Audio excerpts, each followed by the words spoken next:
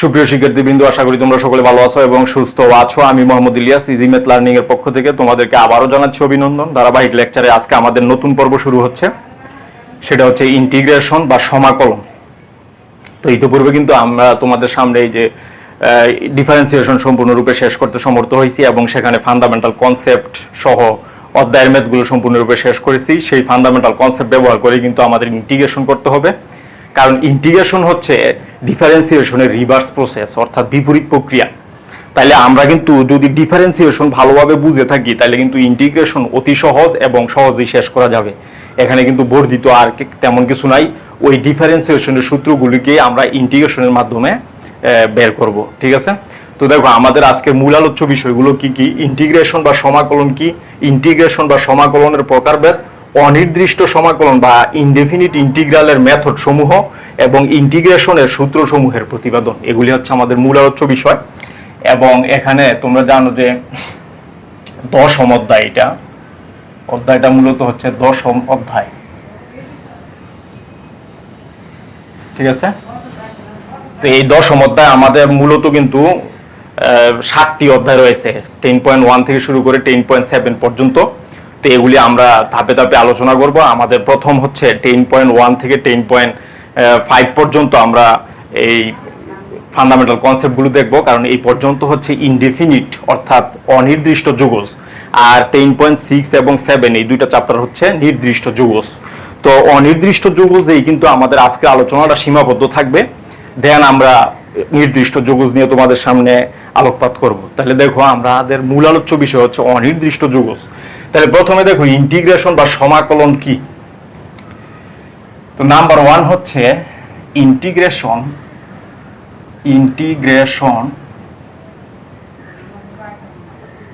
বা সমাকলন কি। ঠিক আছে, ইন্টিগ্রেশন বা সমাকলন কি। তো ইন্টিগ্রেশন কিন্তু মূলত হচ্ছে ডিফারেন্সিয়েশনের বিপরীত প্রক্রিয়া।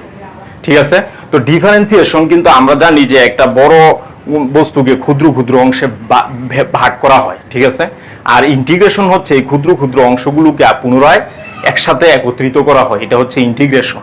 অর্থাৎ integration is the reverse process of differentiation which defines area, displacement and volume of the এই মানে সলিড, অর্থাৎ কোনো বস্তুর এই ডিসপ্লেসমেন্ট মানে হচ্ছে কতটুকু বস্তুটা সরে গেল, এবং এরিয়া মানে ক্ষেত্রফল, এবং ভলিউম মানে হচ্ছে আয়তন।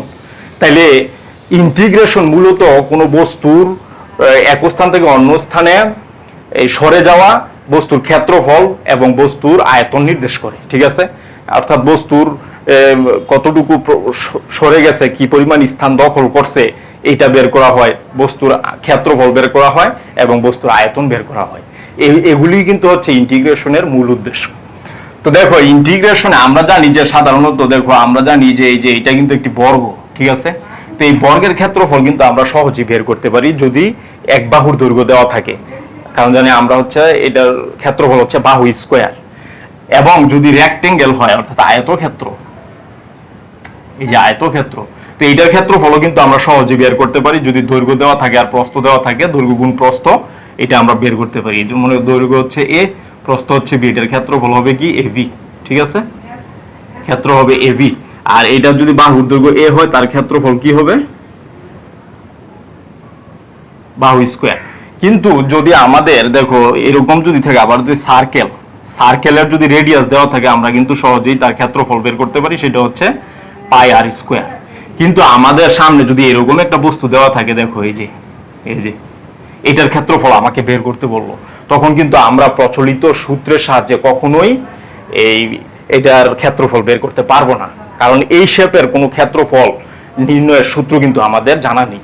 তো এই ধরনের বস্তুর ক্ষেত্রে ক্ষেত্রফল বের করার জন্য সর্বপ্রথম বিজ্ঞানী আইজ্যাক নিউটন এবং গটফ্রিড উইলহেম লিবনিজ, এই দুইজন বিজ্ঞানী কিন্তু এই ধরনের বস্তুর ক্ষেত্রফল বের করার জন্য এই ইন্টিগ্রেশনের অবতারণা করেন। সেক্ষেত্রে তারা কিন্তু ইনফিনিটসিমাল অংশে ভাগ করে, অর্থাৎ অতি ক্ষুদ্র ক্ষুদ্র অসংখ্য অংশে ভাগ করে এটার ক্ষেত্রফল বের করার চেষ্টা করেন। তাহলে মূলত কিন্তু দেখো আমরা জানা বস্তুর ক্ষেত্রফল সহজে বের করতে পারি, কিন্তু অজানা শেপগুলি যদি এমন হয়, এই যে এটা বর্গ, এটা হচ্ছে আয়ত, এটা হচ্ছে সার্কেল, এদের ক্ষেত্রফল সহজে বের করা যায়। এটা হচ্ছে এ স্কোয়ার, এটা হচ্ছে এ বি, বাহু এ, এটা বি, এটার ব্যাসার্ধ যদি আর হয় পাই আর স্কোয়ার। তো আমরা দেখতে পাচ্ছি যে বস্তুটার শেপ যদি এরকম হয়, তাহলে সেই ক্ষেত্রে কিন্তু এটার ক্ষেত্রফল বের করা সুবিধাজনক নয়। তাহলে এইটার ক্ষেত্রফল বের করার জন্য বিজ্ঞানী দুইজন, একজন হচ্ছে আইজ্যাক নিউটন, একজন হচ্ছে আইজ্যাক নিউটন, ঠিক আছে, আরেকজন হচ্ছে কি গটফ্রিড।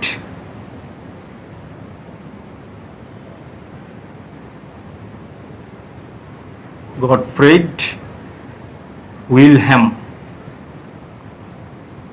লিবনিজ।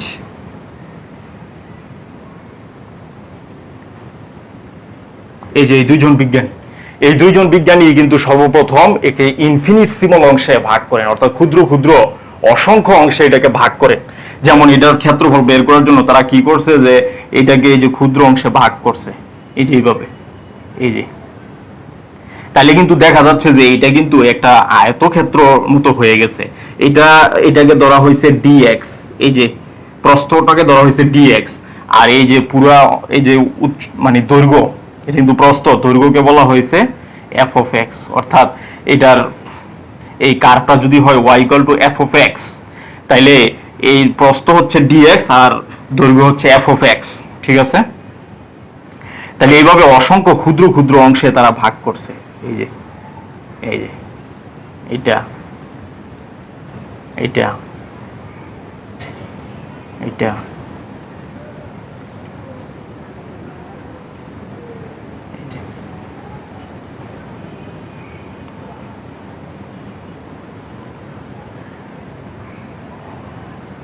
যে এইভাবে অসংখ্য ক্ষুদ্র ক্ষুদ্র অংশে ভাগ করছে। তাহলে দেখো এখানে প্রত্যেকটা ক্ষুদ্র ক্ষুদ্র অংশ কিন্তু এক একটা আয়তক্ষেত্র নির্দেশ করতেছে। তাহলে এই আয়তক্ষেত্রের প্রস্থ, প্রত্যেকটার প্রস্থ হচ্ছে ডিএক্স এবং উচ্চতা হচ্ছে, এই প্রথমটার উচ্চতা যদি হয় f1x, দ্বিতীয়টার উচ্চতা হবে কি f2x, ঠিক আছে। এইভাবে মনে করো n সংখ্যক গেছে y ইকুয়াল টু fnx। তো ইন্টিগ্রেশন মানে কি? ইন্টিগ্রেশন মানে কিন্তু সামেশন, ঠিক আছে। এই যে বিজ্ঞানী গটফ্রেড উইলহেম লিবনিজ, উনি কিন্তু দেখাইছে যে ইন্টিগ্রেশন মূলত একটা সামেশন, মানে এই যে ক্ষুদ্র ক্ষুদ্র অংশের ক্ষেত্রফল বের করে এদেরকে একসাথে যোগ করলেই কিন্তু ইন্টিগ্রেশন পাওয়া যায়। এটা কি বলা হয় ইন্টিগ্রেশন। অর্থাৎ বড় একটা বস্তুকে ক্ষুদ্র ক্ষুদ্র ক্ষুদ্র ক্ষুদ্র অংশে ভাগ করে ওই ভাগকৃত অংশের ক্ষেত্রফল বের করে এদেরকে যোগ করলে যেটা পাওয়া যায় এটাই কিন্তু হচ্ছে ইন্টিগ্রেশন। তাহলে ইন্টিগ্রেশন মূলত হচ্ছে একটা যোগ প্রক্রিয়া, ঠিক আছে। তো এখানে মনে করো যে এই যে y equal to f1x, y equal to f2x, dot dot dot y equal to fnx, এরকম n সংখ্যক ক্ষুদ্র ক্ষুদ্র অংশে যদি ভাগ করা হয় এবং প্রতি ক্ষুদ্র অংশের এই প্রস্থ যদি হয় dx, তাইলে এখানে মোট এরিয়াটা কি হবে? দেখো এরিয়া কিন্তু দেখো যে কোনো একটি অংশের এরিয়া কি আমরা জানি যে দৈর্ঘ্য গুণ প্রস্থ। তাহলে এরিয়া কি হবে? প্রথম অংশের এরিয়া কি হবে? দেখো প্রথম অংশের এরিয়া মানে ক্ষেত্রফল আর কি, প্রথম অংশের ক্ষেত্রফল কিন্তু হবে f1x dx, ঠিক আছে, দৈর্ঘ্য গুণ প্রস্থ। দ্বিতীয় অংশের ক্ষেত্রফল কি হবে? দ্বিতীয় অংশের ক্ষেত্রফল হবে f2x, এই যে এইটা, আর দ্বিতীয় অংশের দৈর্ঘ্য কিন্তু হচ্ছে এই যে এইটা। তাহলে এইটার সাথে প্রস্থ গুণ f2x ইনটু dx, কারণ কি প্রত্যেকটা এই যে প্রস্থ সমান করে আমরা ভাগ করছি। এরপরে তৃতীয় অংশের ক্ষেত্রফল কি হবে? f3x dx। এইভাবে n সংখ্যক অংশে যদি ভাগ করা হয়, দেখো n সংখ্যক অংশে যদি ভাগ করা হয়, যে n-তম অংশের ক্ষেত্রফল কি হবে? এটা কিন্তু হবে fn x dx। তাইলে মোট ক্ষেত্রফল কি হচ্ছে? দেখো মোট ক্ষেত্রফল কিন্তু হবে f1x dx plus f2x dx plus f3x dx plus dot dot dot fnx dx, ঠিক আছে। এই যে এটা তো দেখো এখানে কিন্তু dx কোনো চেঞ্জ হয় নাই। তাহলে আমরা যদি এটাকে একত্রে লিখি, যে এইভাবে সামেশন দিয়ে আমরা লিখবো সামেশন যদি লিখি তাহলে আমরা যদি বলি i ইকুয়ালস টু 1 থেকে n পর্যন্ত fi x dx, অর্থাৎ fi দ্বারা কি বোঝাচ্ছে i এর মান 1 থেকে শুরু করে n পর্যন্ত। তাহলে এই সবগুলিকে একসাথে যোগ করলে কিন্তু আমরা পুরো ক্ষেত্রফল পেয়ে যাই।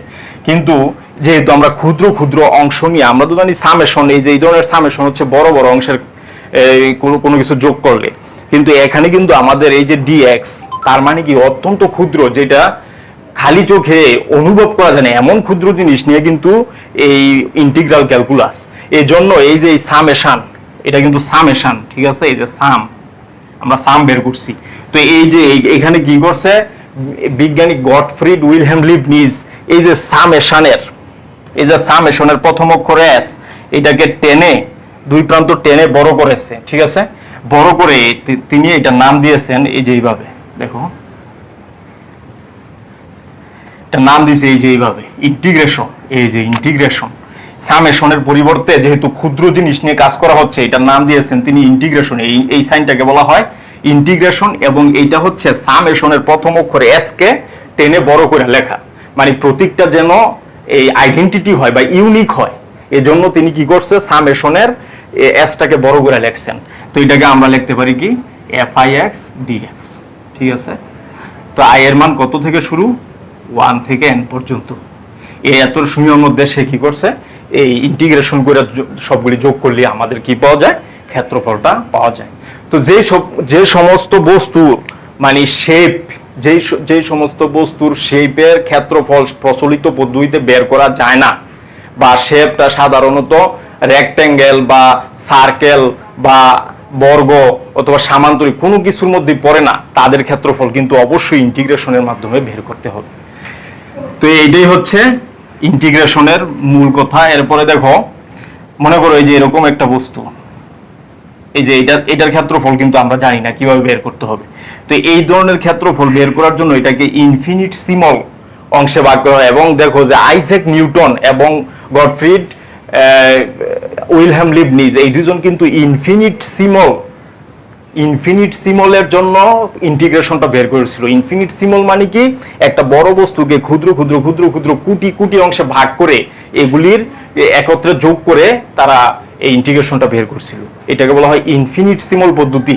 তো দেখো এটার ক্ষেত্রফল কিন্তু সাধারণত বের করা যায় না, কিন্তু এটাকে যদি ক্ষুদ্র ক্ষুদ্র অংশে ভাগ করা হয়, দেখো এই যে এরকম, এই যে, তাহলে এটা কিন্তু একটা আয়ত হয়ে যায়। দেখছো আরো এটা কিন্তু আরো অনেক ক্ষুদ্র, অনেক কাছাকাছি, কিন্তু আমি তো দেখানোর সুবিধার জন্য এইভাবে আঁকতে হচ্ছে, ঠিক আছে। এইটা কিন্তু এটার একদম নিকটে অবস্থিত। তারপরে এই যে এইভাবে তো দেখা গেছে যে এই যে ক্ষুদ্র ক্ষুদ্র অংশ, এটা কিন্তু একটা আয়ত, এই আয়তর ক্ষেত্রফল, এই আয়তর ক্ষেত্রফল, এই আয়তর ক্ষেত্রফল, এইভাবে সবগুলি আয়তর ক্ষেত্রফল বের করছে। বের করে এটা কিন্তু কোটি কোটি অংশে ভাগ হবে, ক্ষুদ্র ক্ষুদ্র কোটি কোটি, মানে ইনফিনিটেসিমাল অংশে ভাগ হবে, মানে ক্ষুদ্র ক্ষুদ্র অসংখ্য অংশে ভাগ হবে। এই প্রত্যেকটা অংশ কিন্তু এক একটা আয়ত নির্দেশ করে। এই আয়তর ক্ষেত্রফল বের করে একত্রে যোগ করছে, যোগ করে ওই সামেশনের s কে বড় অক্ষরে লিখে ইন্টিগ্রেশন সাইন প্রকাশ করছে। এটা হচ্ছে গটফ্রিড উইলহেম লিবনিজ। এইভাবেই কিন্তু ইন্টিগ্রেশনের মাধ্যমে কোনো বস্তুর ক্ষেত্রফল বের করা হয়। অর্থাৎ যে সমস্ত বস্তুর এই শেপ প্রচলিত পদ্ধতির কোনোটার মধ্যে পড়ে না, তাদের ক্ষেত্রফল মূলত এই ইন্টিগ্রেশনের মাধ্যমে বের করা হয়, ঠিক আছে। তো এই আমরা দেখলাম। এরপরে দেখো ইন্টিগ্রেশনের প্রকারভেদ আমরা দেখব।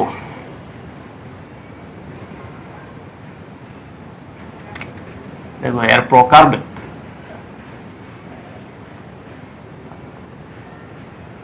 এর প্রকারভেদ কি কি, মূলত কিন্তু দুইটা ইন্টিগ্রেশন আছে আমরা জানি। একটা হচ্ছে ইনডেফিনিট আর একটা ডেফিনিট।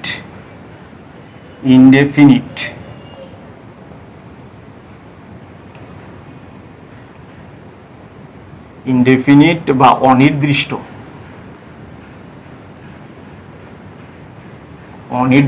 যৌগজ।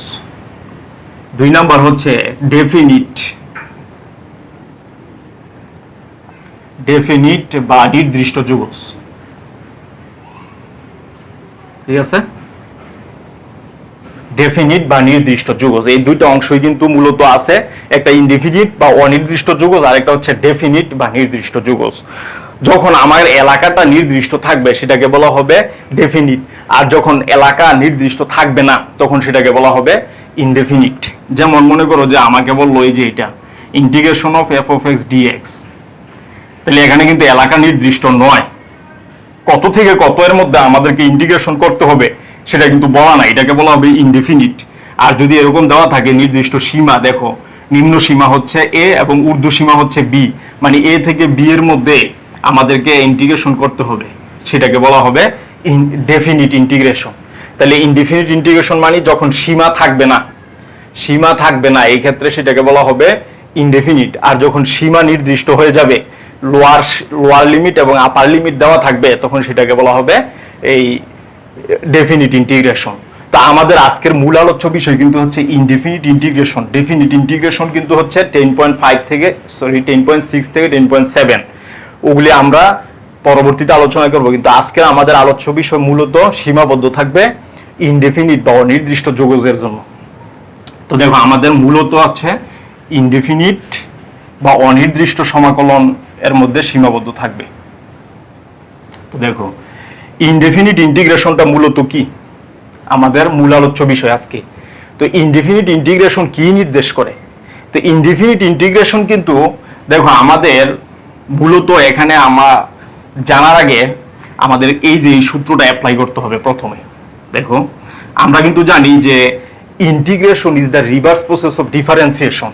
যেমন দেখো আমরা যদি এটা লিখি dd x of x to the power n plus one divide by n plus one, হ্যাঁ, তো এটাকে কিন্তু ডেরিভেটিভ করলে আমরা কি পাই? দেখো এটাকে ডেরিভেটিভ করলে আমরা পাবো পাওয়ার সামনে আসবে পাওয়ার থেকে এক বিয়োগ, এই যে পাওয়ার সামনে আসবে পাওয়ার থেকে এক বিয়োগ দিলে x to the power n থাকে divide by n plus one. ঠিক আছে, তাহলে এন প্লাস ওয়ান ক্যান্সেল, থাকে কি x to the power n. ঠিক আছে, এইটা। আর আরেকটা জিনিস আমরা জানি সেটা হচ্ছে ইন্টিগ্রেশন অফ ডিএক্স সমান কিন্তু এক্স। ঠিক আছে, ইন্টিগ্রেশন অফ ডিএক্স সমান এক্স, ইন্টিগ্রেশন অফ ডি আম সমান কিন্তু আম। ঠিক আছে, এগুলি জানতে হবে। ইন্টিগ্রেশন অফ ডিএক্স সমান এক্স, ইন্টিগ্রেশন অফ আম সমান আম, integration of d sine x সমান সাইন এক্স। ঠিক আছে, এইভাবে দেখো ইন্টিগ্রেশন অফ ডিএক্স, এই যে এখানে যেটা থাকে যার সাপেক্ষে, ইন্টিগ্রেশন অফ ডিএক্স সমান এক্স, ইন্টিগ্রেশন অফ ডি আম সমান আম, integration of d sine x সমান কিন্তু সাইন এক্স। অর্থাৎ এখানে যা থাকবে তাই হয়ে যাবে। ঠিক আছে, ইন্টিগ্রেশন করলে। তাহলে আমরা দেখো এইটা অ্যাপ্লাই করবো এখানে। তাহলে আমরা যদি এখানে দেখি, দেখো এখানে থাকে কি d x to the power n plus one divide by n plus one equals to x to the power n dx. ঠিক আছে, তাহলে ওইটা এই পাশে আনলে x to the power n dx equals to d x to the power n plus one divide by n plus one. এটা এখন উভয় পক্ষে যদি আমরা ইন্টিগ্রেশন সাইন ব্যবহার করি, দেখো কি আসে, ইন্টিগ্রেশন সাইন যদি আমরা ব্যবহার করি তাহলে কিন্তু আসবে x to the power n dx equals to হচ্ছে d x to the power n plus one divide by n plus one.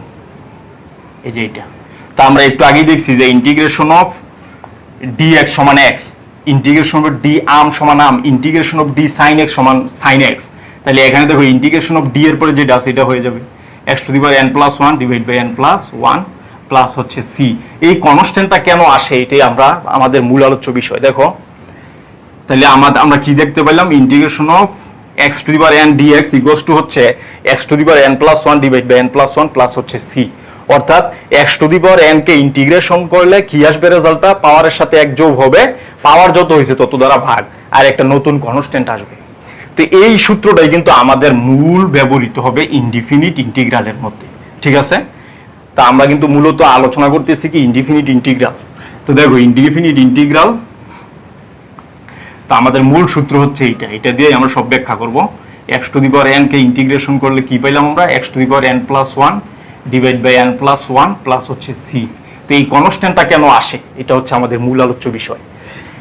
তো দেখো আমরা জানি যে দেখো DD x of x cube, DD x of x cube এটাকে কি হবে 3x স্কোয়ার।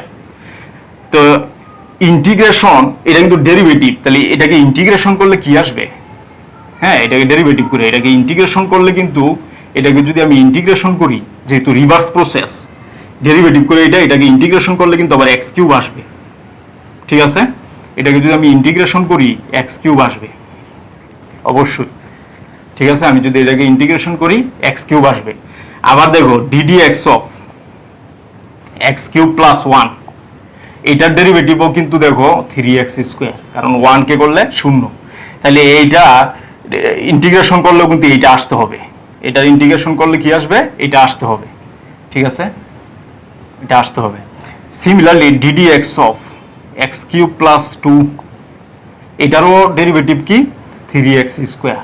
ঠিক আছে, তো এটাকে ইন্টিগ্রেশন করলে, এটাকেও যদি আমরা ইন্টিগ্রেশন করি তাহলে কিন্তু এটা আসতে হবে এক্স কিউব প্লাস 2। ঠিক আছে, তো দেখো এখানে এক্স কিউবেরও ডেরিভেটিভ হচ্ছে 3x square, x cube plus 1 এটারও ডেরিভেটিভ হচ্ছে 3x square, x cube plus 2 এটারও ডেরিভেটিভ হচ্ছে 3x স্কোয়ার। তাহলে প্রতি ক্ষেত্রে দেখো এদেরকে যদি আমি ইন্টিগ্রেশন করি, দেখো এই যে x cube plus 1, x cube plus 2, এদের ডেরিভেটিভ আমরা কি পেলাম? প্রতি ক্ষেত্রেই 3x স্কোয়ার। তো 3x স্কোয়ারকে যদি আমি ইন্টিগ্রেশন করি, দেখো ইন্টিগ্রেশন যদি আমি করি, একটু আগে দেখাইলাম যে পাওয়ার যত আছে, এই যে পাওয়ার যত আছে তার সাথে 1 যোগ, তার মানে হবে এক্স কিউব পাওয়ার দ্বারা ভাগ, তাহলে কত আসতেছে? X cube. তাহলে দেখো প্রথমটা আসছে, কিন্তু সবারই তো ডেরিভেটিভ ছিল কি 3x স্কোয়ার, কিন্তু আসছে কিন্তু শুধু প্রথমটা, এটা আসে না, এটা আসে নাই। তাহলে আমাদের কিন্তু আমরা বলছি কি যে ডেরিভেটিভ ইন্টিগ্রেশন হচ্ছে ডেরিভেটিভের রিভার্স প্রসেস। তাহলে রিভার্স প্রসেস হইলে এটাকে ইন্টিগ্রেশন করলে তো এটাও আসার কথা, এটাও আসার কথা, এটাও আসার কথা, কারণ তিনটাকে ডেরিভেটিভ করে তো এটা পাওয়া গেছে। তাহলে দেখা যাচ্ছে যে এইটা আসে কিন্তু এটা আসে না, এর জন্য কিন্তু একটি কনস্ট্যান্ট এখানে আমাদের দিতে হবে। কারণ এই কনস্ট্যান্টের মান দেখো, এই কনস্ট্যান্টের মান কি প্রথমটার ক্ষেত্রে হচ্ছে c0, দ্বিতীয়টার জন্য c হচ্ছে 1, তৃতীয়টার জন্য c হচ্ছে কত 2। এটা কিন্তু বাউন্ডারি কন্ডিশনের মাধ্যমে বের করতে হয়, এটা হচ্ছে পরে এক সময় আলোচনা করা যাবে। তবে দেখো অনির্দিষ্ট যোগজের ক্ষেত্রে সব সময় ইন্টিগ্রেশন করলে একটা কনস্ট্যান্ট আসবে। কেন আসবে? কারণ এই যে একে একে একে ডেরিভেটিভ করলে একই জিনিস আছে, এবং ডেরিভেটিভ ইন্টিগ্রেশন হচ্ছে ডেরিভেটিভের রিভার্স প্রসেস। এদেরকে ডেরিভেটিভ করে যদি এইটা পাওয়া যায়, এটাকে ইন্টিগ্রেশন করলে এইটা পাওয়া যাওয়ার কথা, কিন্তু দেখা গেছে যে ইন্টিগ্রেশন করলে শুধু এইটা আসে, এটা আসে না। এই কারণে এটা আসার জন্য কি করতে হবে? একটা কনস্ট্যান্ট আমাদের যোগ করতে হবে। ওই কনস্ট্যান্টটাকে বলা হবে ইন্টিগ্রাল কনস্ট্যান্ট।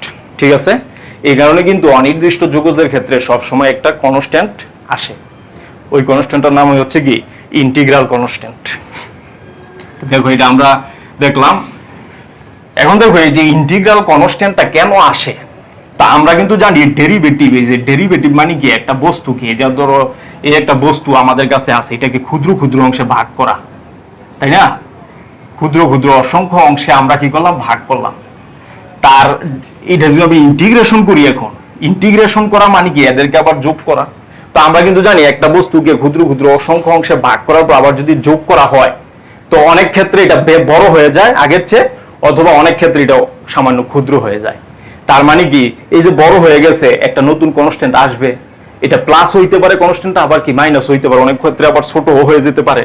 যেমন আমরা যদি তরল পদার্থকে কাটি, তরল পদার্থকে কাটলে সেক্ষেত্রে তরল পদার্থ বলতে কি, তরল পদার্থ যখন জমাট বেঁধে এই কঠিন হয়ে থাকে, তখন সেটাকে কাটলে সেটা কিন্তু কিছু অংশ এই হয়ে যায়, মানে এই নষ্ট হয়ে যায়। তো ওইটাকে জোড়া দিলে কিন্তু আগের চেয়ে ছোট হয়ে যাবে। আর সলিডকে কাটলে আমরা জানি আবার জোড়া দিলে আগের চেয়ে বড় হয়ে যায়। তাহলে একটা কনস্ট্যান্ট অবশ্যই আসবে, ওই যে যে পরিমাণ বড় হয়েছে বা যে পরিমাণ ছোট হয়েছে। তো এটা হচ্ছে এই ইনডিফিনিট ইন্টিগ্রাল। এখন আমাদের কথা হচ্ছে ইনডিফিনিট ইন্টিগ্রাল মূলত কি নির্দেশ করে, এটা আমাদের খুঁজে বের করতে হবে। তো দেখো আমরা ধরে নিচ্ছি এফ অফ এক্স, হ্যাঁ, এফ অফ এক্স একটা function, y equal to f of x একটি ফাংশন,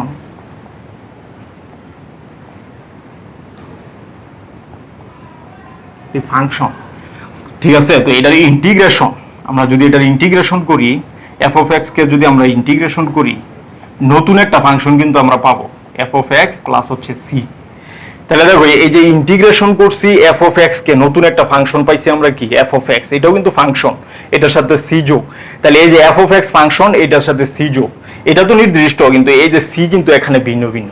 তার মানে অনির্দিষ্ট ইন্টিগ্রেশন মূলত কিন্তু সেট অফ ফাংশন নির্দেশ করে, সেট অফ ফাংশন, ফাংশনের সেট অথবা ফ্যামিলি অফ কার্ভ নির্দেশ করে। ঠিক আছে, এটা আমাদেরকে বুঝতে হবে।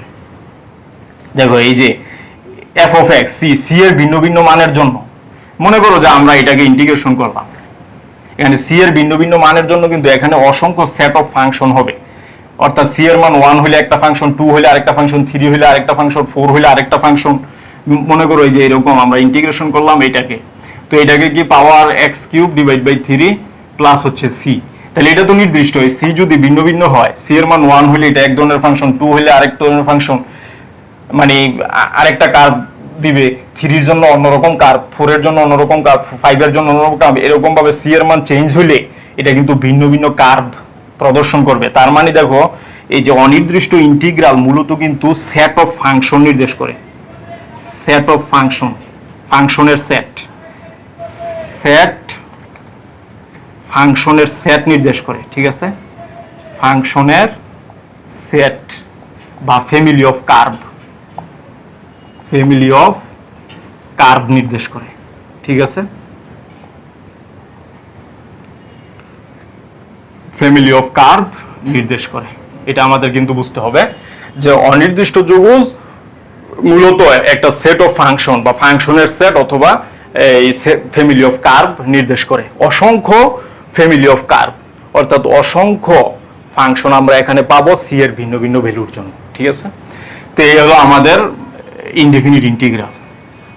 এরপরে আমরা দেখো ইনডেফিনিট ইন্টিগ্রালের মেথড সমূহ আমরা দেখব, কি কি পদ্ধতিতে এই ইনডেফিনিট ইন্টিগ্রালটা করা হয়। দেখো তো indefinite, method of indefinite integral, এই যে মেথড অফ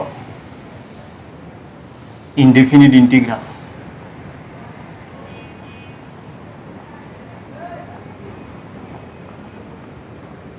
ঠিক আছে, মেথড গুলো কি কি দেখো। প্রথমে হচ্ছে মেথড অফ সাবস্টিটিউশন। ঠিক আছে, এক number method of substitution, substitution. ঠিক আছে, বা প্রতিস্থাপন পদ্ধতি। নাম্বার 2 হচ্ছে method of by parts, method of by parts. অংশায়ন পদ্ধতি, এটাকে কি বলে? অংশায়ন, অংশায়ন পদ্ধতি, এটা হচ্ছে প্রতিস্থাপন, প্রতিস্থাপন পদ্ধতি। নাম্বার 3 হচ্ছে এই ট্রাইগোনোমেট্রিক আইডেন্টিটি, ট্রাইগোনোমেট্রিক আইডেন্টিটি। দেন হচ্ছে নাম্বার 4, নাম্বার 4 হচ্ছে পার্শিয়াল ফ্র্যাকশন। ঠিক আছে, মেথড অফ পার্শিয়াল ফ্র্যাকশন। এরপরে আরেকটা আছে, সেটা হচ্ছে মেথড অফ পার্শিয়াল ফ্র্যাকশন। তার আগে অবশ্য আরেকটা আছে, সেটা হচ্ছে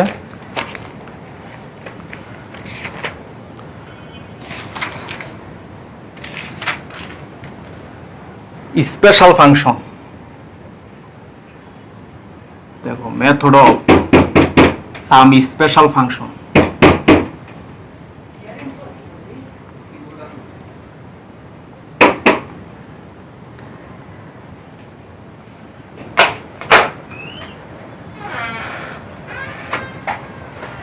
তাহলে method of some special function কেন হচ্ছে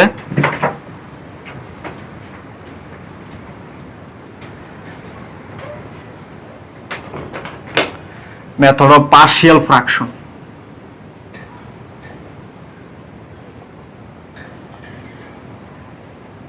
এই মেথডগুলি হচ্ছে আমাদের এই ইনডেফিনিট ইন্টিগ্রাল নির্ণয়ের পদ্ধতি। তাহলে প্রথম মেথড কি দেখো, মেথড অফ সাবস্টিটিউশন বা প্রতিস্থাপন পদ্ধতি। মেথড অফ বাই পার্টস অর্থাৎ অংশায়ন পদ্ধতি। ট্রাইগোনোমেট্রিক আইডেন্টিটি, ট্রাইগোনোমেট্রিক আইডেন্টিটি মানে হচ্ছে অনেক সময় ট্রাইগোনোমেট্রিক ফাংশনকে ইন্টিগ্রেশন সরাসরি করা যায় না, সেখানে সূত্র অ্যাপ্লাই আমাদের করতে হয়। Method of some special function, কিছু কিছু ফাংশন আছে যাদেরকে প্রচলিত কোনো পদ্ধতিতে ইন্টিগ্রেশন করা যায় না, তাদেরকে বলা হয় special function. Method of partial fraction, method of partial fraction মানে হচ্ছে আংশিক ভগ্নাংশের মাধ্যমে যেটাকে ইন্টিগ্রেশন করতে হয়। তাহলে দেখো আমাদের প্রথম আলোচ্য বিষয় হচ্ছে মেথড অফ সাবস্টিটিউশন। আমরা এই ধাপে ধাপে সবগুলি আলোচনা করব।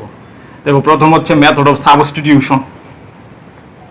তো মেথড অফ সাবস্টিটিউশন বা প্রতিস্থাপন পদ্ধতিটা কি? এটা হচ্ছে মূলত দেখো কোনো সময় ইন্টিগ্রেশন আমরা সরাসরি করতে পারি না, সেখানে আমাদেরকে এজিউম করতে হয়। অর্থাৎ একাধিক ফাংশন একসাথে আছে, একটাকে ধরে নিয়ে নতুন একটা ভেরিয়েবল ধরে নিয়ে আমরা ওইটাকে ইন্টিগ্রেশন করি। যেমন দেখো এই যে integration of f of x dx আমাদেরকে বের করতে বলবো। তো এখন এই এফ অফ এক্স কে যদি সরাসরি ইন্টিগ্রেশন না করা যায়, তাহলে আমরা ধরি নতুন একটা function x equals to g of t আমরা ধরে নিই। ধরে নেওয়ার পরে এটাকে ডেরিভেটিভ করতে হয় dx, এটাকে ডেরিভেটিভ করলে জি প্রাইম অফ টি ডিটি। ঠিক আছে, দেন এগুলি সাবস্টিটিউট করতে হয় এখানে, মানে প্রতিস্থাপন করতে হয়। তাহলে এফ এই যে x সমান কি জি অফ টি, এই যে জি অফ টি এখানে বসাই দিলাম। দেন dx এর মান কি পাইছি? জি প্রাইম অফ টি ডিটি। ঠিক আছে, এইভাবে আমরা সহজেই কিন্তু এটার ইন্টিগ্রেশনটা বের করতে পারি মেথড অফ সাবস্টিটিউশন পদ্ধতিতে। তো আমরা যদি এটার একটা এক্সাম্পল দেখি, দেখো এক্সাম্পল যদি দেখি সেটা হচ্ছে এই যে ln x ডিভাইড বাই হচ্ছে x dx। তো এটাকে কিন্তু প্রচলিত পদ্ধতিতে সহজে ইন্টিগ্রেশন করা যায় না। এই ক্ষেত্রে আমাদের কি করতে হবে? এখানে ধরে নিতে হবে যে কোনো একটাকে। তাহলে আমরা এই যে ধরে নিচ্ছি, যে ধরি x equals to ln x, মানে দুইটা ফাংশনের মধ্যে ধরার সিস্টেম হচ্ছে যে ফাংশনটা অপেক্ষাকৃত জটিল তাকে ধরতে হয়। তো দেখো এখানে কিন্তু ln x আর x এই দুটোর মধ্যে জটিল অবশ্যই ln x, তাহলে ln x কে ধরতে হবে। তো এটাকে ডেরিভেটিভ করলে কি আসে? dx equals two 1/x। Sorry, এটাকে আমাদের ধরতে হবে z equals to z equals to ধরে নিলাম নতুন একটা ফাংশন। তাহলে dz by dx equals to এত। তাহলে dz সমান কত? 1/x dx। তাহলে এই যে এখানে আমরা যে সাবস্টিটিউট করি মানে প্রতিস্থাপন করি, ln x সমান হচ্ছে z, z বসাই দিলাম, আর dx বাই x, যে dx বাই x সমান dz, এই যে dz। তো এটা কিন্তু আমরা সহজেই ইন্টিগ্রেশন করতে পারি, কিন্তু এটাকে কিন্তু আমরা সহজে ইন্টিগ্রেশন করতে পারি না। এটাকে বলা হবে মেথড অফ সাবস্টিটিউশন বা প্রতিস্থাপন। অর্থাৎ একটা ফাংশনকে ধরে নিয়ে সাবস্টিটিউট করে যদি আমরা এই ইন্টিগ্রেশন বের করি, তাহলে এটাকে ইন্টিগ্রেশন করলে কি হবে? এটা তো আমরা সহজেই জানি, x to the power n, তার মানে z টু দি পাওয়ার মানে z square divide by 2 plus হচ্ছে c। তাহলে z এর মানটা পরবর্তীতে বসাই দিতে হবে। এই যে z ইকুয়ালস টু কি? ln x, এই যে ln x তার উপর স্কয়ার বাই 2 প্লাস হচ্ছে c, এটাই হবে অ্যানসার। তো এটা হচ্ছে মেথড অফ সাবস্টিটিউশন। এরপরে দেখো আমরা দেখব মেথড অফ বাই পার্টস। দেখো মেথড অফ বাই পার্টস।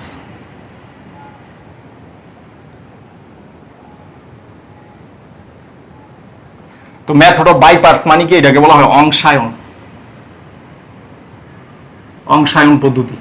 তো অংশায়ন পদ্ধতিটা কি? যখন দুই বা ততোধিক ফাংশন গুণাকারে থাকবে, দুই বা ততোধিক ফাংশন যখন গুণাকারে থাকবে, যেমন এই যে f of x into g of x, হ্যাঁ, দুই বা ততোধিক ফাংশন গুণাকারে থাকলে তার ইন্টিগ্রেশন এই মূলত মেথড অফ বাই পার্টস এর মাধ্যমে বের করতে হয়। অন্য পদ্ধতি কিন্তু এখানে অত্যন্ত জটিল।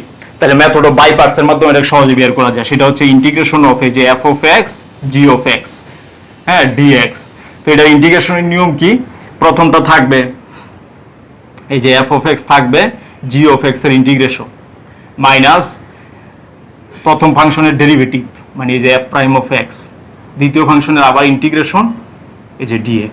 এটাকে বলা হয় অংশায়ন পদ্ধতি। তো এটার প্রমাণ আমরা সামনে আলোচনা করব অবশ্যই।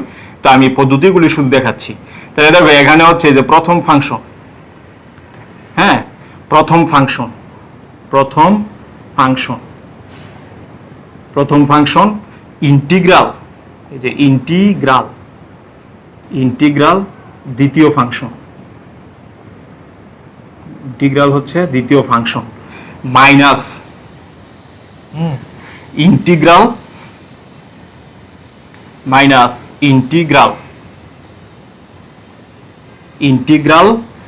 প্রথম ফাংশনের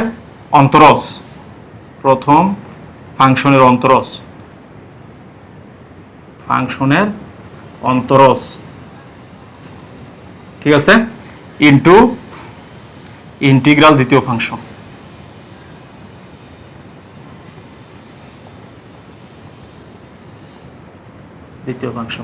এটাই হচ্ছে কিন্তু এই মানে মেথড অফ বাই পার্টস। অর্থাৎ প্রথম ফাংশন থাকবে দ্বিতীয় ফাংশনে ইন্টিগ্রাল মাইনাস ইন্টিগ্রাল অফ প্রথম ফাংশনের অন্তরজ ইনটু ইন্টিগ্রাল অফ দ্বিতীয় ফাংশন।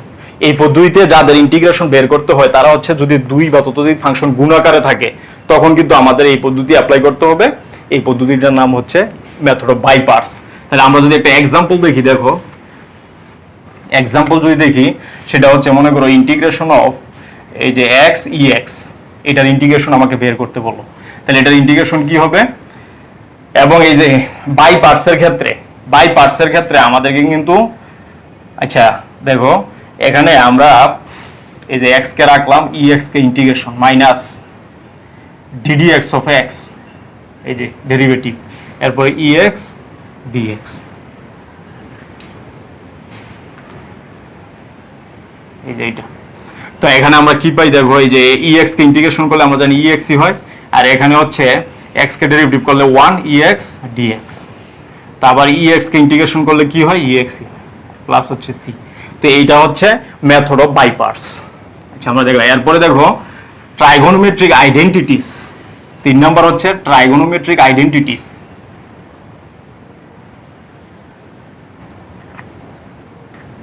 দেখো ট্রাইগোনোমেট্রিক আইডেন্টিটিস। তো দেখো অনেক সময় আমরা কিন্তু ট্রাইগোনোমেট্রিক ফাংশনকে সরাসরি ইন্টিগ্রেশন করতে পারি না, সেই ক্ষেত্রে আমাদেরকে সূত্র অ্যাপ্লাই করে সেটাকে জেনারেলাইজ করতে হয়। তো এই সূত্র প্রয়োগ করে জেনারেলাইজ করে সেটাকে যদি ইন্টিগ্রেশন করা হয় এটাই হচ্ছে কিন্তু ট্রাইগোনোমেট্রিক আইডেন্টিটি। যেমন উদাহরণস্বরূপ যদি আমরা বলি ট্রাইগোনোমেট্রিক কিছু আইডেন্টিটিস, সেটা হচ্ছে সাইন স্কোয়ার এক্স, এটার ট্রাইগোনোমেট্রিক আইডেন্টিটিস কিন্তু হবে 1 minus cos 2x divide by 2। এটাকে ইন্টিগ্রেশন করা কিন্তু কঠিন, কিন্তু এটাকে ইন্টিগ্রেশন করা অত্যন্ত সহজ। দেন হচ্ছে cos square x equals to হচ্ছে 1 plus cos 2x divide by হচ্ছে 2। দেন সাইন কিউব এক্স, এটা হচ্ছে কি 3 sine x minus sine 3x divide by 4। cos cube x equals to হচ্ছে 3 cos x plus cos 3x divide by 4।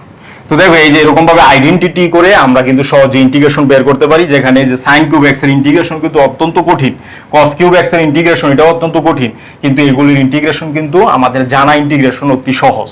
তো এইভাবে trigonometric আইডেন্টিটির মাধ্যমে আমরা সহজে ইন্টিগ্রেশন বের করতে পারি। যেমন এক্সাম্পল আমরা যদি দেই সেটা হচ্ছে এই যে এটা আমাকে দেওয়া থাকলো যে সাইন কিউব এক্স এর ইন্টিগ্রেশন বের করো, ঠিক আছে।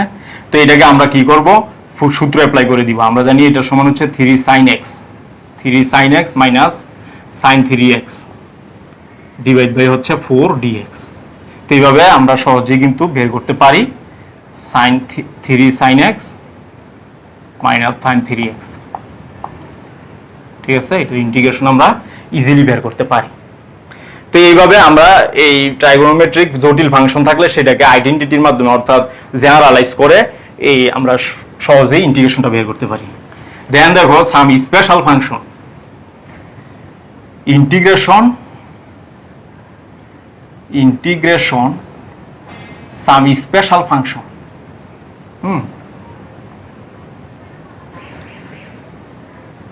স্পেশাল ফাংশন, তো এটা মূলত কি, স্পেশাল ফাংশন মূলত হচ্ছে এমন কিছু ফাংশন আছে যাদেরকে প্রচলিত কোনো পদ্ধতিতেই ইন্টিগ্রেশন করা যায় না। তো তাদের ইন্টিগ্রেশন বের করার জন্য আমাদেরকে কি করতে হবে, এই স্পেশাল ফাংশন মানে এদের জন্য আলাদা, মানে এরা কোনো নিয়ম মানে না, ঠিক আছে, এদেরকে আলাদাভাবে জেনারেলাইজ করে দেন আমাদের ইন্টিগ্রেশন করতে হয়। যেমন উদাহরণস্বরূপ আমরা যদি বলি যেমন 1 by x square plus a square dx, এটার ইন্টিগ্রেশনের কোনো পদ্ধতি কিন্তু জানা নাই, ঠিক আছে। তাই এখানে কিন্তু এজিউম করতে হবে, এই ক্ষেত্রে এগুলি স্পেশাল ফাংশন, এই স্পেশাল ফাংশনগুলিকে প্রচলিত পদ্ধতিতে ইন্টিগ্রেশন করা যায় না, তো এই ক্ষেত্রে এজিউম করতে হয়। তো এজিউমটার সিস্টেম কি, যেমন এই আকারে থাকলে এক্স ইকুয়ালস টু আমাদেরকে ধরতে হবে এ টেন থিটা, ঠিক আছে। এ টেন থিটা ধরে এটা এখানে মানগুলি বসাই দিলে এটার ইন্টিগ্রেশন সহজে চলে আসবে। তো এরকম আরো ফাংশন আছে, যেমন এই যে এটা ইন্টিগ্রেশন অফ, দেখো integration of root over a square minus x square, এটাও কিন্তু প্রচলিত পদ্ধতিতে ইন্টিগ্রেশন করা যায় না, সেক্ষেত্রে এখানে এজিউম করতে হয় এক্স ইকুয়ালস টু এ সাইন থিটা, ঠিক আছে। তাহলে সহজে এটা ইন্টিগ্রেশনটা বের করা যায়। এইভাবে অনেকগুলি ফাংশন আছে যেগুলি প্রচলিত পদ্ধতিতে ইন্টিগ্রেশন করা যায় না, এদেরকে করতে হয় স্পেশাল ফাংশন বলা হয় এদেরকে ভিন্ন মেথডে করতে হয়। তো এগুলি কিভাবে করতে হয় এগুলি আমরা পরে আলোচনা করবো, এখন আমরা শুধু মেথডটা দেখতেছি। দেন দেখো ইন্টিগ্রেশন অফ পার্শিয়াল ফ্র্যাকশন, দেখো partial fraction, integration by partial fraction, ঠিক আছে, পার্শিয়াল ফ্র্যাকশন।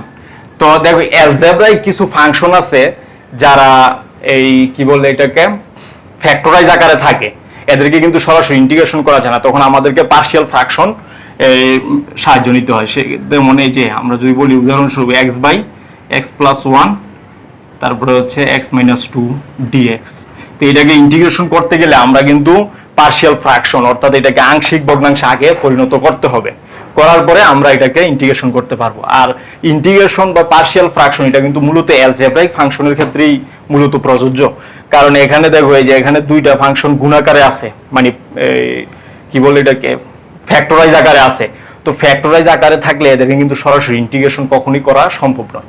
এই ক্ষেত্রে আমাদের নিয়ম হচ্ছে পার্শিয়াল ফ্র্যাকশন অ্যাপ্লাই করতে হবে। তো দেখো আমরা পদ্ধতিগুলি দেখলাম, এখন আমরা দেখব এই ইনডেফিনিট ইন্টিগ্রালের সূত্রগুলি আমরা একে একে দেখব, দেন এই সূত্রগুলি অ্যাপ্লাই করে কিন্তু এই চারটা পদ্ধতি প্রয়োগ করা হবে। তো দেখো এখন দেখবো আমরা সূত্রের প্রতিপাদন, এই যে ইন্টিগ্রেশনের সূত্র মানে ইনডেফিনিট ইন্টিগ্রেশনের সূত্রের প্রতিপাদন, যে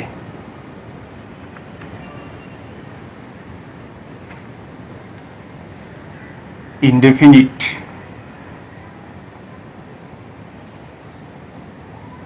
ইন্টিগ্রেশন এর সূত্রের প্রতিপাদন, ঠিক আছে, সূত্রের প্রতিপাদন।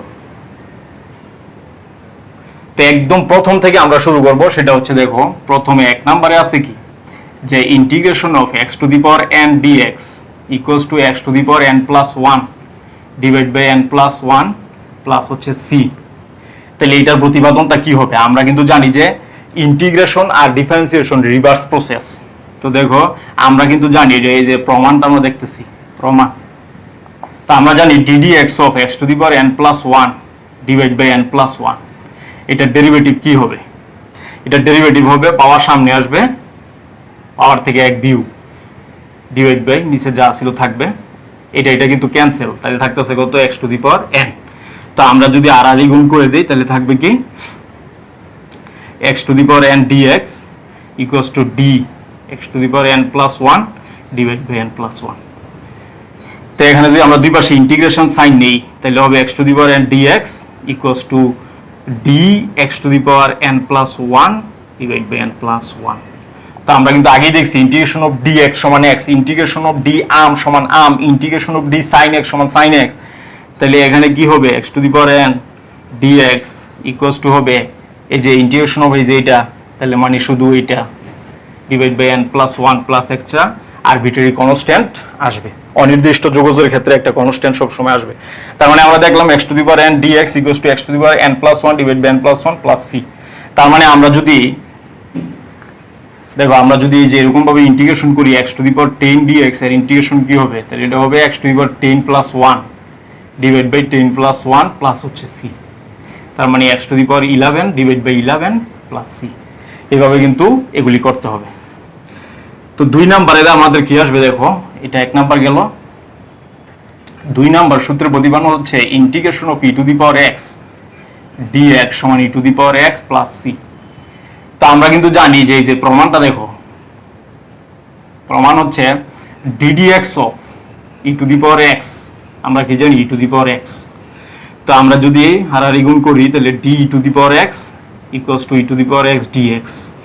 তো ওইটাকে এই পাশে নিয়ে আসবো আমরা, two the power x dx equals to d e two the power x।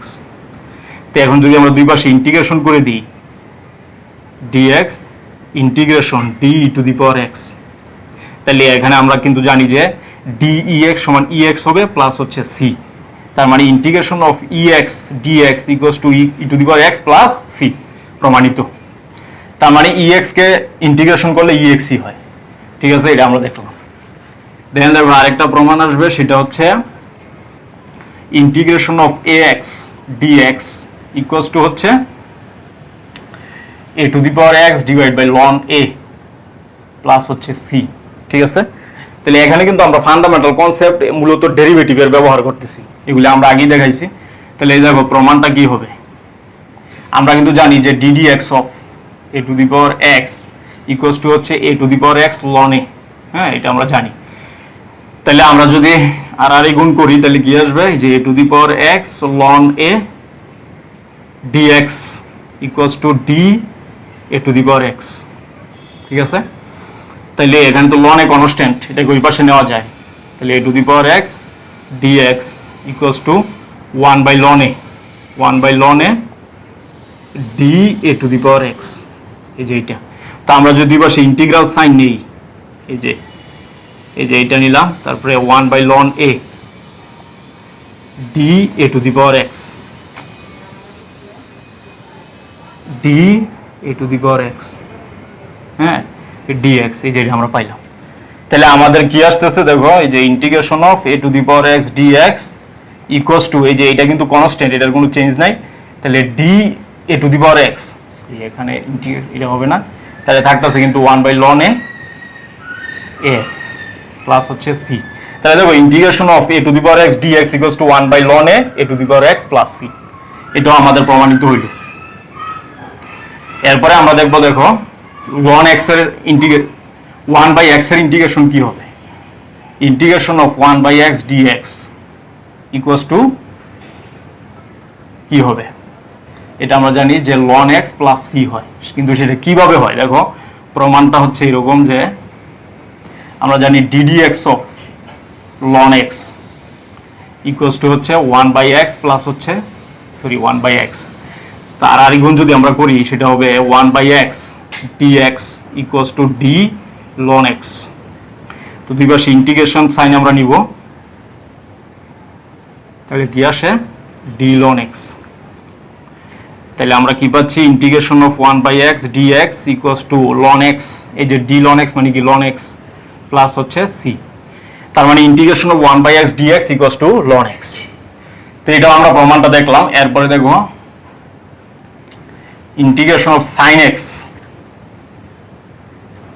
4 number, integration of sin x dx equals to হচ্ছে cos x প্লাস হচ্ছে কি c, মাইনাস cos x হবে, minus cos x plus c। তো এই যে প্রমাণটা দেখো, এই যে প্রমাণটা হবে কি, আমরা জানি ddx of cos x equals to আমরা কি জানি মাইনাস sin x প্লাস হচ্ছে এটা। তাহলে আমরা জানি মাইনাস আর গুণ করে দিই, sin x dx equals to d cos x। তাহলে মাইনাসটা কিন্তু আমরা ওই পাশে নিতে পারি, মাইনাস দ্বারা গুণ দিয়ে দিলাম উভয় পক্ষে, তাহলে এখানে হবে মাইনাস d cos x। তাহলে আমরা যদি দুই পাশে ইন্টিগ্রেশন সাইন নেই তাহলে হবে sin x dx equals to minus d cos x। ঠিক আছে, তাহলে আমরা কি পাচ্ছি finally, sin x dx equals to minus cos x plus হচ্ছে c। তার মানে integration of sin x equal to minus cos x plus হচ্ছে c। দেন আমরা দেখবো cos x এর ইন্টিগ্রেশন। দেখো cos x এর ইন্টিগ্রেশন কি হবে, ইন্টিগ্রেশন আমাদের প্রমাণ করতে হবে integration of cos x equal to sin x plus c। তাহলে আমরা কিন্তু জানি যে প্রমাণটা যদি আমরা দেখি তাহলে কি হবে, আমরা জানি ddx of sin x equals to হচ্ছে cos x। ঠিক আছে, তাহলে এখানে আমরা যদি এটাকে আর গুণ করি তাহলে হবে কি cos x dx equals to d sin x। ঠিক আছে, তাহলে আমরা পাচ্ছি কত, ইন্টিগ্রেশন সাইন যদি আমরা নেই এখানে আসবে integration of d sin x। তাহলে ফাইনালি আসতেছে ইন্টিগ্রেশন অফ cos x, আমরা কিন্তু আগেই জানি integration of d sin x সমান sin x প্লাস হচ্ছে c। তাহলে এটা আমরা দেখলাম। ঠিক আছে, এরপরে দেখো আমরা দেখব ইন্টিগ্রেশন অফ সাইন গেল cos, আর tan cot কিন্তু স্পেশাল, ওইটা আমরা পরে দেখব। ইন্টিগ্রেশন অফ আমরা দেখব sec স্কয়ার x, দেখো sec স্কয়ার x সমান হচ্ছে 10x প্লাস c, আমরা এটা জানি 10x প্লাস c। এটা আমাদের প্রমাণ করতে হবে। তাহলে এই যে প্রমাণ, আমরা কিন্তু জানি ddx অফ 10x সবসময় এখান থেকে আসতে হবে প্রমাণের জন্য। 10x এর ডেরিভেটিভ কি sec স্কয়ার x, তাহলে আমরা যদি আর গুণ করি তাহলে হবে sec square x dx equals to d 10x। তাহলে আমরা যদি ইন্টিগ্রেশন সাইন দিই দুই পাশে তাহলে হবে sec square x dx equals two integration of d 10x। এটা তো ইন্টিগ্রেশন অফ d 10x সমান 10x, এটা আমরা জানি। তাহলে এই যে sec square x dx equals to হচ্ছে 10x, 10x প্লাস হচ্ছে c। তার মানে sec স্কয়ার x কে ইন্টিগ্রেশন করলে আসে 10x প্লাস c। দেন আমরা দেখবো, দেখো sec x 10x, হ্যাঁ sec x 10x, sec x 10x একে ইন্টিগ্রেশন করলে আসে sec x প্লাস c। তো আমাদের শুরু হবে কোনখান থেকে প্রমাণটা, দেখো এই যে আমরা জানি ddx অফ এই যে এখান থেকে sec x, ddx of sec x equals to আমরা জানি sec x 10x, sec x 10x। তো আর গুণ করলে কি আসবে sec x 10x dx equals to হচ্ছে d sec x, d sec x। তাহলে আমরা যদি ইন্টিগ্রেশন করি তাহলে কি আসতেছে sec x 10x dx integration of d sec x, এই যে এটা। তাহলে আমরা যদি এই যে আমরা জানি d sec x integration of d sec x সমান হচ্ছে sec x, তাহলে এই যে sec x 10x dx equals two হবে sec x প্লাস হচ্ছে c। এটা হচ্ছে অর্থাৎ sec x 10x কে ইন্টিগ্রেশন করলে আসে sec x প্লাস c। দেন দেখো আমরা দেখবো, এরপরে আমরা দেখবো 4 নম্বর, সেটা হচ্ছে cosec স্কয়ার x কে ইন্টিগ্রেশন করলে সেটা হয় minus cot x plus c। তো আমরা এটা যদি প্রমাণ করতে চাই, দেখো এই যে প্রমাণটা কি হবে সেটা হচ্ছে আমরা কিন্তু জানি ddx of cot x equals to হচ্ছে মাইনাস cosec স্কয়ার x। তো আমরা যদি আর গুণ করে দিই তাহলে আসবে minus cosec square x dx equals to হচ্ছে d cot x, ঠিক আছে। তাহলে আমরা এখানে যদি করি তাহলে হবে cosec square x dx equals to minus d cot x। তাহলে আমরা ইন্টিগ্রেশন করি, সেটা হচ্ছে cosec square x dx equals to minus integration of d cot x।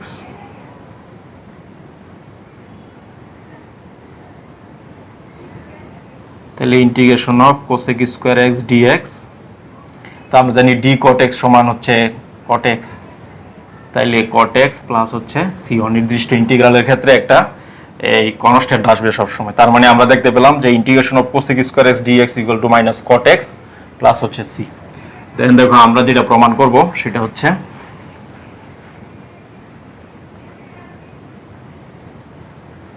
cosec x cot x integration of cosec x cot x dx equals to minus cosec x, ঠিক আছে, minus cosec x plus c।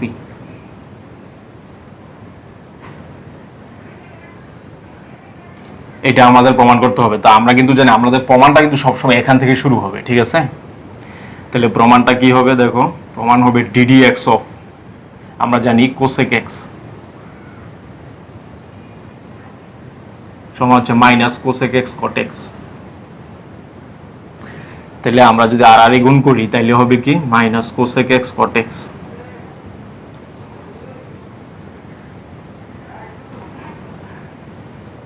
dx equals to হচ্ছে d cosec x।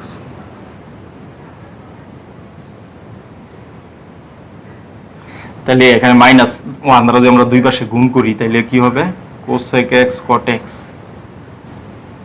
dx equals to minus d cosec x। তাহলে দুই পাশে integration sign যদি আমরা নেই তাহলে হবে কি cosec x cot x dx equals to minus d cosec x। তাহলে আমরা ফাইনালি কি পাচ্ছি cosec x cot x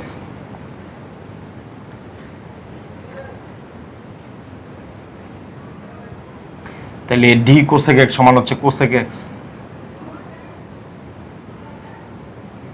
plus হচ্ছে c। তো এইটা আমরা দেখতে পেলাম। এরপরে আমরা দেখবো হচ্ছে ইনভার্স ট্রাইগোনোমেট্রিক ফাংশনের গুলি আমরা দেখব। এরপরে আমরা দেখব হচ্ছে সেটা হচ্ছে integration of 1/√1 - x square dx equals to হচ্ছে sin inverse x plus c।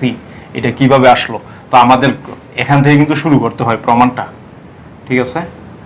তাহলে আমরা যদি শুরু করি তাহলে কি আসবে, যে আমরা জানি ddx of sin inverse x equals two কিন্তু আমরা জানি 1/√1 - x স্কয়ার।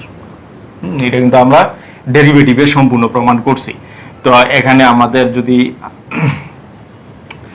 লিখি তাহলে আসবে d sin inverse x equals two 1/√1 - x square dx। তাইলে আমরা এই পাশে নিয়ে আসি √1 - x square dx equals to d sin inverse x।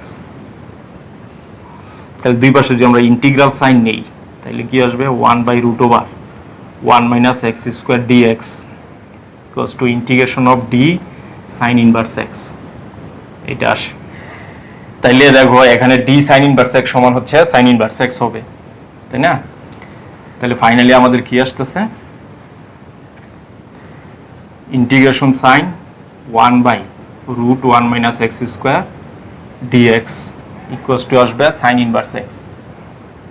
Inverse x plus হচ্ছে c। অর্থাৎ 1/√1 - x স্কয়ারকে ইন্টিগ্রেশন করলে রেজাল্ট আসে sin ইনভার্স x প্লাস হচ্ছে c। তো এটা আমরা দেখলাম। এরপরে হচ্ছে দেখো, এরপরে আমরা যেটা দেখবো সেটা হচ্ছে 1/1 প্লাস x স্কয়ার, হ্যাঁ 1 প্লাস x স্কয়ার সমান হচ্ছে tan inverse x। tan inverse x plus c। তাহলে প্রমাণটা এখান থেকে শুরু। আমরা জানি যে ddx of tan inverse x equals two 1/1 plus x square. তাহলে আমরা যদি দেখি এখানে যে d tan inverse x equals two 1/1 plus x square dx। তাহলে এটা যদি এই পাশে নিয়ে আসি কি আসে, 1/1 plus x square dx equals to d tan inverse x। তাইলে আমরা কি পাচ্ছি, integration sign 1/1 plus x square dx integration d tan inverse x। তাহলে ফাইনালি আমাদের কি আসবে, ফাইনালি কিন্তু আসতেছে integration sign 1/1 plus x square dx equals to হচ্ছে tan inverse x plus c। ঠিক আছে? কারণ এই যে integration d tan inverse x সমান কিন্তু tan ইনভার্স x, আমরা এটা আগে দেখছি। তাহলে এটা আমাদের প্রমাণিত হইলো, অর্থাৎ 1/1 প্লাস x স্কয়ারকে ইন্টিগ্রেশন করলে হয় tan inverse x plus c। এর মূল কারণ হচ্ছে ইন্টিগ্রেশন হচ্ছে ডেরিভেটিভের বিপরীত। তো এরপরে আমরা যেটা দেখবো সেটা হচ্ছে ইন্টিগ্রেশন অফ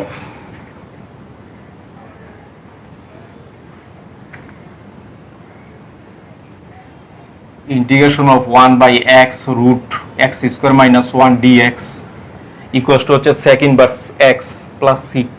ঠিক আছে? sec ইনভার্স x প্লাস হচ্ছে c, এটা আমরা প্রমাণ করব। তাহলে প্রমাণ কি হবে, আমরা জানি যে ddx of sec inverse x equals to হচ্ছে 1/x root x square minus 1। তো আমরা যদি এখানে দেখি সেটা আসবে যে d sec inverse x equals two 1/x root x square minus 1 dx।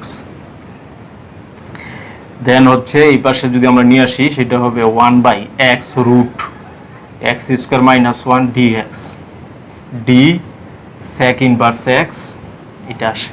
তো আমরা যদি এই পাশে ইন্টিগ্রাল সাইন নেই ইন্টিগ্রাল সাইন নিলে আসবে 1/x root x square minus 1 dx ইন্টিগ্রাল সাইন ডি sec ইনভার্স এক্স, এটা আসে। তো ফাইনালি আমাদের রেজাল্টটা কি আসবে, যে integral 1/x root x square minus 1 dx equals to হচ্ছে sec ইনভার্স এক্স প্লাস হচ্ছে সি। তো আমরা কিন্তু এটা প্রমাণ করলাম যে integration of 1/x root x square minus 1 dx equal to sec inverse x plus হচ্ছে সি। এরপরে দেখো আমরা যেটা দেখবো সেটা হচ্ছে ইন্টিগ্রেশন অফ, এই যে integration of 1/√1 minus x square dx equal to minus cos inverse x plus হচ্ছে সি।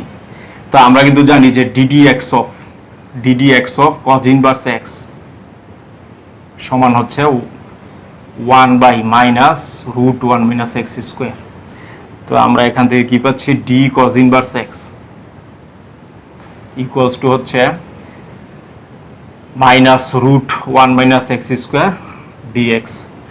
তো আমরা যদি মাইনাস দ্বারা গুণ দিয়ে দিই উপর পাশে আর ওইটাকে এই পাশে নিয়ে আসি, আমাদের আসবে √1 minus x square dx equals to minus d cos inverse x, ঠিক আছে, এটা আসে।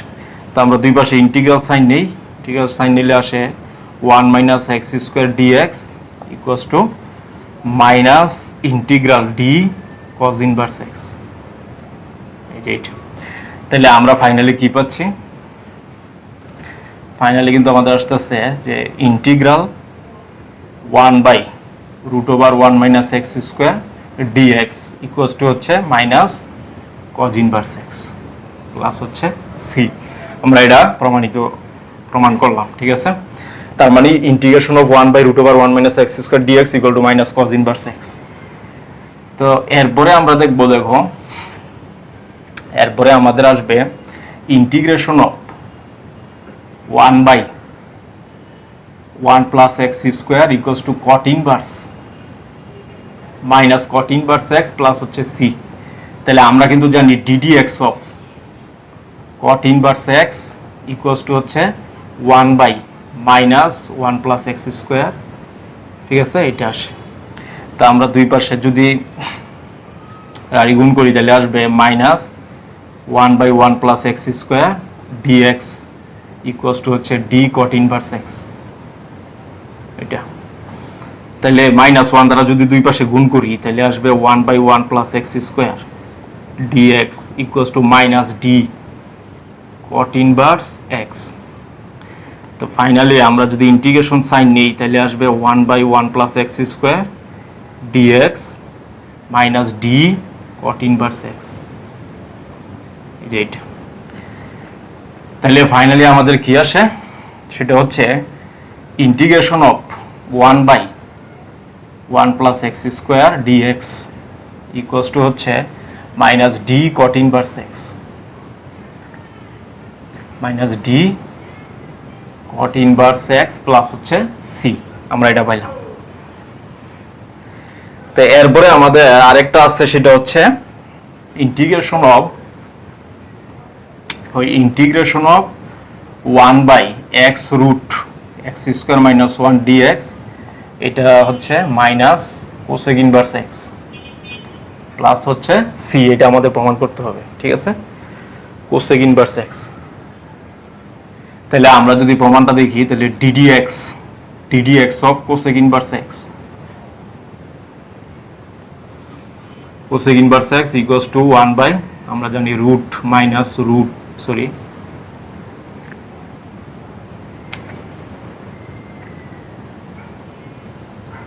x root x square minus 1 minus, তাহলে আমরা যদি আর গুণ করি minus 1/x root x square minus 1 dx equals to d cosec inverse x. তাহলে আমরা এখান থেকে কি পাই, ইন্টিগ্রেশন -1 দ্বারা আমরা গুণ করার পর ইন্টিগ্রেশন নিব x root x square minus 1 dx equals to হচ্ছে minus d cosec inverse x, এই যে এটা।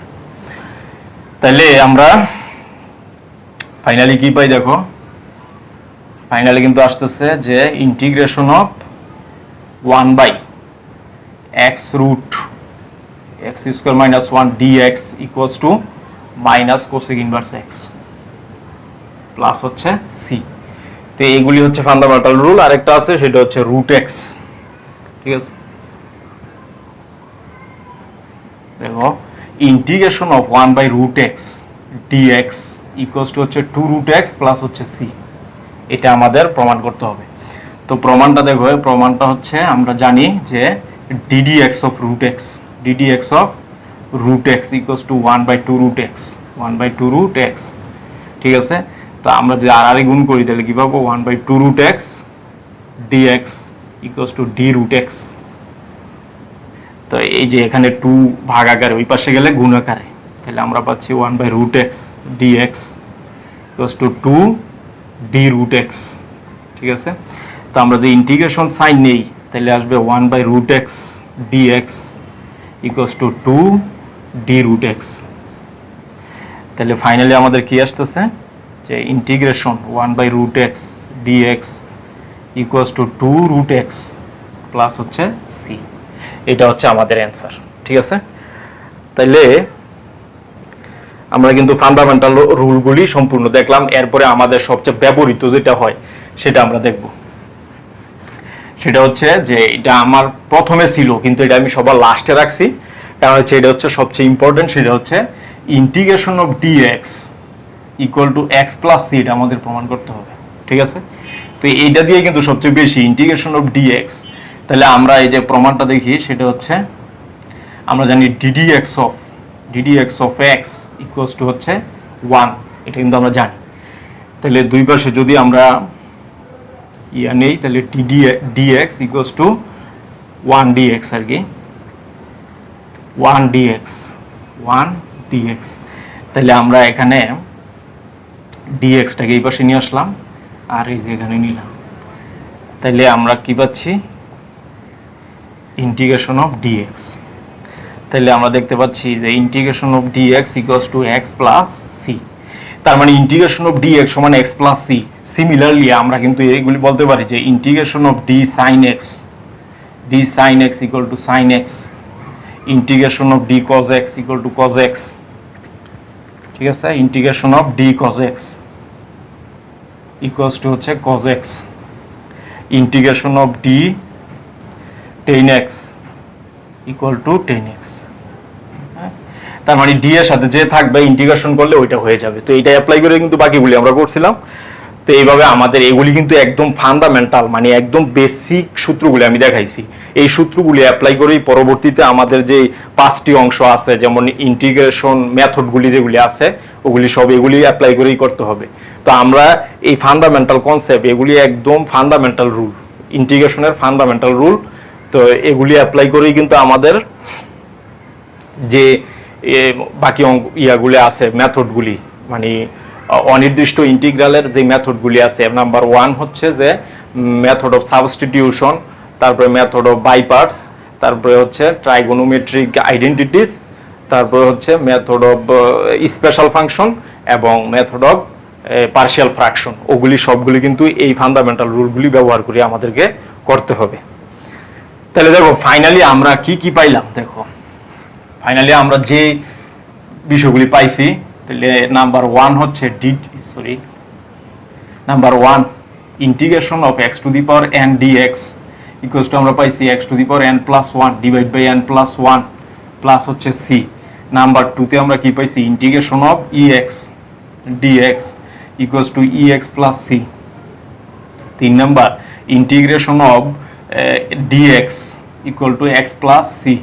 4 number integration of a to the power x equals to by c a to the power x divided by ln a plus হচ্ছে c।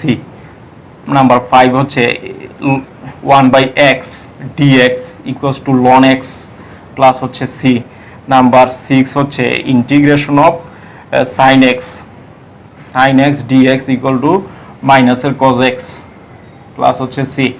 7 number হচ্ছে integration of cos x, হ্যাঁ, integration of cos x equal to sin x plus হচ্ছে c। তাহলে 8 নম্বরে আমরা কি পাইছি, দেখো number 8, integration of sec square x dx equals to হচ্ছে 10x প্লাস c। হ্যাঁ, তারপরে 9 number integration of cosec square x minus হচ্ছে cot x, cosec square x minus cot x, cosec square x dx equals two পাইছি minus cot x plus হচ্ছে c। 10 number হচ্ছে integration of sec x tan x, sec x tan x equals to হচ্ছে sec x plus হচ্ছে c। ঠিক আছে। 11 আমরা কি পাইলাম? Integration of cosec x cot x minus cosec x, cosec x cot x, cosec x cot x minus cosec x। ঠিক আছে, minus cosec x plus হচ্ছে c। 12 আমরা কি পেলাম? 12 আমরা পাইছি হচ্ছে integration of 1/√1 minus x square dx equals to হচ্ছে sin ইনভার্স x প্লাস হচ্ছে c। 13 হচ্ছে integration of 1/1 minus x square √over dx equals to minus cos inverse x plus হচ্ছে c। অর্থাৎ এই দুইটা কিন্তু সেম, শুধু সাইন লিখলে প্লাস হবে আর cos লিখলে মাইনাস হবে। ঠিক আছে। এরপরে আমরা কি পাইছি? Integration of 1/1 plus x square equals to হচ্ছে tan ইনভার্স x প্লাস হচ্ছে c। দেন 15 পাইছি কি? Integration of 1/1 plus x square dx, হ্যাঁ, dx equals to cot inverse x plus হচ্ছে c, মাইনাস হবে, হ্যাঁ, minus cot inverse x plus হচ্ছে c। তো এই সূত্রগুলি কিন্তু আমরা পাইছি, আরো কয়েকটা পাইছি আমরা, সেটা হচ্ছে দেখো, সেটা হচ্ছে এই দেখো 16 নাম্বার আমরা কি পাইছি? 16 নাম্বার পাইছি যে integration of 1/x root x square minus 1 dx equals to হচ্ছে কি? ইকুয়ালস টু হচ্ছে sec inverse x plus c। 17 হচ্ছে integration of 1/x root x square minus 1 dx equals to হচ্ছে minus cosec inverse x plus হচ্ছে c।